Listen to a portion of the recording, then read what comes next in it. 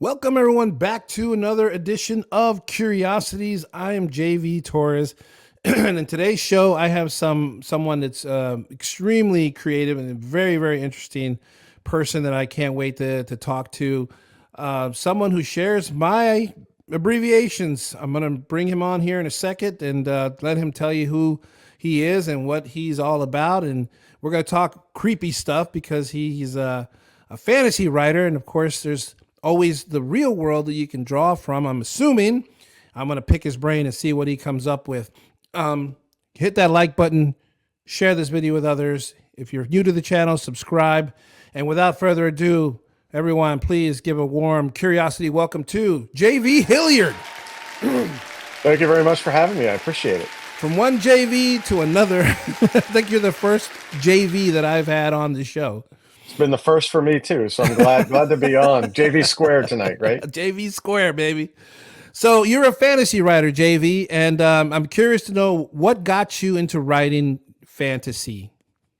Well, I've always been a fan of the genre, and as I was growing up at a very young age, fourth or fifth grade, I was read Tolkien's Lord of the Rings and The Hobbit in my English class as part of our assignment. Fell in love with it, and that Christmas, my uncle, who was like a second father to me, he was paralyzed in the war as a Marine, and there's very limited things that he could do. One of the things he could do was play Dungeons and Dragons. It was a way for him to escape his physical form.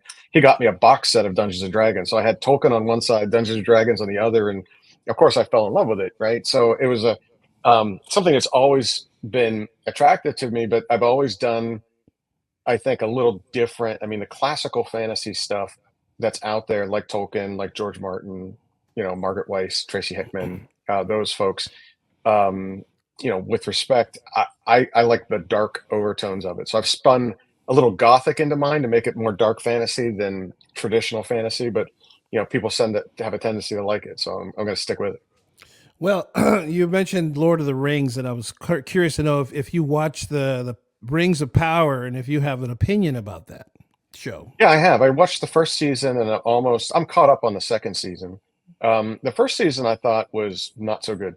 It just wasn't, right. Like a lot of folks are complaining about the wokeism that was inserted by Amazon and things like that, but it wasn't good material. This season is a bit better.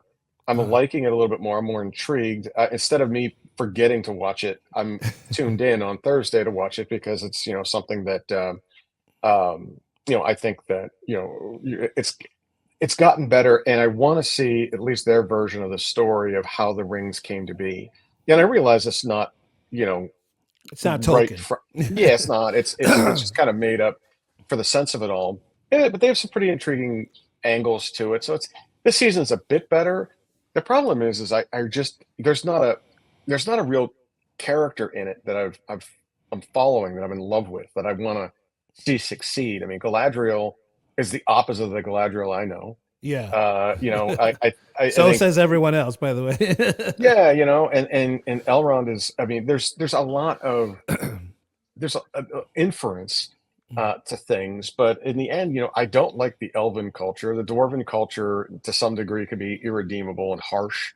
We haven't seen much of the human aspect, save for some of the wars, and it's like I can't connect with anybody, and that's a real problem. Even the Gandalf Tom Bombadil angle, not to be a spoiler alert for those who haven't watched, I guess I've already too late for that. I just don't get it. You know what I mean? But at least the storyline this season's better than the last. Well, I guess there's an upside, right? There's always a silver lining somewhere. They did spend a lot of money on this. Anyways, I don't want to spend a lot of time talking about them. There's a lot of other YouTubers that make a living talking about Rings of Power. But anyway, I only brought it up because this is where we are, I think, in terms of fantasy and the creation. I don't know if you knew this, but I'm a filmmaker too, and I also dabble with fantasy. I created a podcast called the Rise of King Asilas, and it's like this fantasy America where they have a king instead of a president, and there's this whole second civil war that takes place. Anyway, it's a great story, and I shouldn't like pat myself on the back here or anything like that. But there are some like podcast awards behind me. I think what it is and I can understand what you're saying is once you're invested in the characters, if you are as a writer invested in the characters that you're developing, you're going to pour your heart and soul into them. It just seems like shows like Rings of Power, somebody didn't really invest themselves into those characters. I think that plays out on screen. Yeah, I think so too. I mean, I think part of that is casting, part of it is storytelling, right? And the story is being told in a way where I'm familiar with the world, which makes it easy for me to follow. But it's the same thing that could be said for a lot of the Disney products recently too. I mean, you know, the dropped balls on the Acolyte and Boba Fett. Like, how do you screw up Boba Fett? Star Wars has fallen from grace, man. Like how do you screw up Boba Fett? And they found a way to do it, you know. And part of it is, you know, instead of it being a story, a continued story about a character you loved, even one you might want to love to hate, like Boba Fett, they Yeah. try to make him a good guy, and they try to make the Tusken Raiders a good people. And it's like, what are we doing here? Like, it's entire redefinition of your product that was working extraordinarily well, that you've crashed and burned for wrongful politics that you should never insert in anything. And No, then because it's secondarily, not a good storytelling. it's not a real world, and so therefore the rules that apply in this world or some warped idealism doesn't apply in those worlds. They're a fantasy, which is I got a lot of blowback for some of this stuff that I wrote. And the people that were listening to the show would be like, and they would tune out, or they would get mad, or they'd go on Reddit and go on a rant. And it's like you can't apply the rules from this world in that world. You just can't, as much as you want to try, because it's not. It's fiction. It's not supposed to. Otherwise, just turn on then turn on the news if you want to see that. Yeah, that's No, right. That's exactly don't right. do that. Don't turn on the news. I'm sorry. I We take won't. that back. We won't. It's okay. We know better, right? Right. So I want to really, and now I have another show. And the reason why I reached out to you in the first place is because there's another show that I do. It's called Unknown and Mysterious Creatures. And originally, what I really wanted to pick your brain about are some of those fantasy creatures that you created, and how many of those are from this realm, from this world that you just brought over there and gave them, a few other little attributes. Can you give me an example of a creature from lore in this world that you have used in the ones you've created? Yeah, well, of course. I mean, I think that all fantasy is grounded in some form of realism, and in order to suspend disbelief, there's got to be a portion of what you're reading or watching or listening to that is reality to you. It's really hard, if I'm describing to you a realm and you don't know whether there's gravity or not, or 1 + 1 = 2, it's hard to identify with that. And so what I've done is I've reached into various forms of mythos over the years to generate characters that are familiar but mine are unique. So by way of example, there's a Anthrobaxicari, which is basically a doppelganger, a version of a Native American skin stealer, or a German doppelganger, that I've put into, my novels, with the exception of the fact that instead of just changing form, this thing eats inside of you, it diffuses through you, and in doing so becomes you, but can only be one person at a time. And it's very messy, right? It's almost like the snake skin peeling off as it kills its victims and assumes their identity. So it's very much similar to what the Native Americans believed, except theirs was a little bit more ghostly, mine's a little bit more physical. And then I took the German version and the Native American version and smashed them together to create Anthrobaxicari, which is one of the cryptids that I use, in the novels. Another example of that would be one of my readers' favorite creatures to hate is the antlered man. And the antlered man is this 10-foot tall cursed human that was cursed by one of his best friends who used magic to turn him into this creature. And the creature is relentlessly a hunter and listens to the every command of the fallen keeper, the big bad evil guy in my novels. And to make a long story short, he's lifted out of Norse mythos. There was literally a man, a human, called the Master of the Hunt that could summon wolves, and it would hunt for days, and it would hunt errorlessly. And if it was ever on your trail, you were dead, right? And that's the kind of way it was. And so what I did with him is I threw away the wolves, and the wolves and all other animals are afraid of him. But he has a human torso with the skull head that looks like a bovine head with deer or elk antlers sticking out of the side, which he uses as weapons to gore people and to throw people off and things like that. And he's immune to to many non-magical things, and that's how they have to find a way to destroy him.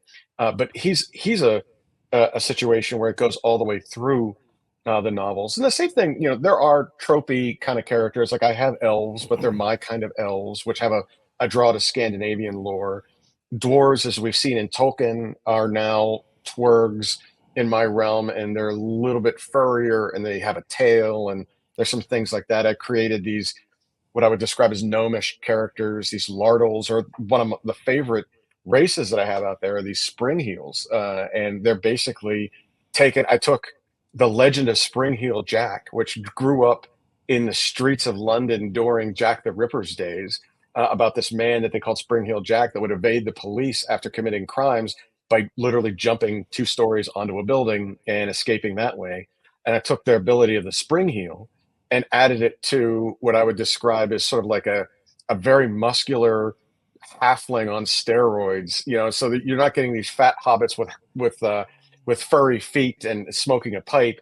You're getting this crazy barbaric berserker barbarian who also can jump 20 feet in the air, like springing like a frog. And a lot of that's just lifted out of urban legend coupled with mythos from around the world. So I've tried to use varying, mythos from Africa, from Asia, obviously from Scandinavia and Middle Europe, and then those here in Native America. And I'm going to use more as I go along. I mean, even these horsehounds that I've created, they're basically they're like wargs, to use a Tolkien term, except they're more horse-like than wolf-like. But they're enough that they run faster than wolves. They're the size of horses with this vicious, maw that could come down and tear you to pieces. And I took that, from sort of the Mexican legends of the blood drinking goats that you hear about there. Chupacabra. The chupacabras, right? Yeah, so like yeah. it's a chupacabra, except it's a horse version as opposed to a goat version, and things like that. And just having fun with it, because people will say that and they're like, oh, I get what that is. But then at the end of the day, it's unique, and it's unique to my realm, and no one else has it. So I can claim it as mine, while I've lifted much of that inspiration from things that you might have read about or heard in stories or fairy tales.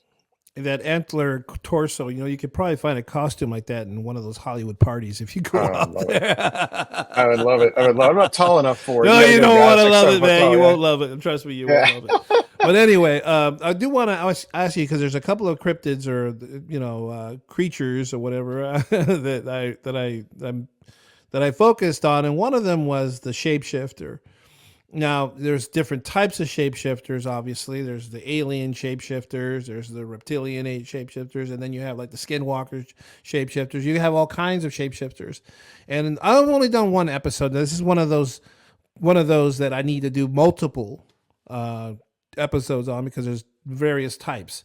So which one do you think of the shapeshifters that you've read about or have heard about, which one gives you the most in terms of like fear? Which one do you fear the most? Which one scares you? Like the stuff of nightmares for you? The skinwalker scares me the most, because Why? There's so much.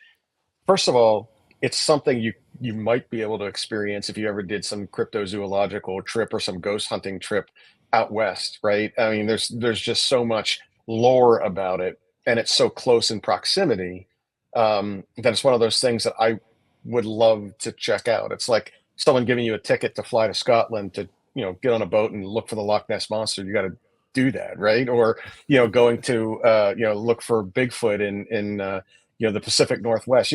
That kind of stuff would be fun, right? And even though you know that you're not going to find anything, it's still fun. And that is juice. That's the real juice for the imaginative process that goes on. However, I think that my favorite, and you mentioned Alien before, was the 82 adaptation of the original Thing, which was with Kurt Russell, as a movie and as an adaptation of a previously horror film. I mean, that alien animal that can come down and do it's just really, really scary. And maybe it was because I was really young when I saw that movie too, but it scared the crap out of me. Watch the entire video by going to patreon.com/King Asilas and sign up for as little as $1. Thank you for your continued support.